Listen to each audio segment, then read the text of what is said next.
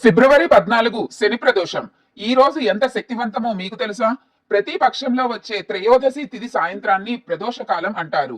ఆ సమయం పరమేశ్వరుడికి అత్యంత ప్రీతికరం. అయితే అదే ప్రదోషం శనివారం వస్తే అది శని ప్రదోషం అవుతుంది. ఈ రోజు శివుడి అనుగ్రహంతో పాటు శనిదేవుని కృప కూడా లభిస్తుంది.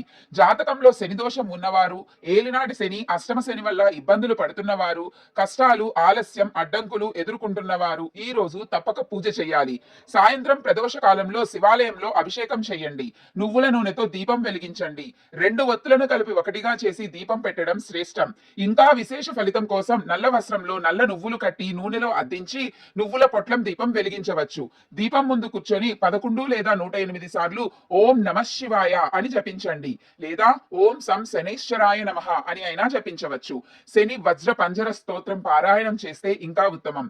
శని ప్రదోష వ్రతం చేస్తే పాపక్షయం జరుగుతుంది. కర్మఫల బాధలు తగ్గుతాయి. అడ్డంకులు తొలగి శుభ ఫలితాలు ప్రారంభం అవుతాయి. మనసుకు శాంతి, జీవితానికి స్థిరత్వం కలుగుతుంది. ఈ పవిత్రమైన సమయాన్ని వృధా చేయకండి. భక్తితో ఒక దీపం వెలిగించండి. శివుడు మరియు శనిదేవుల అనుగ్రహం పొందండి. హర హర మహాదేవ.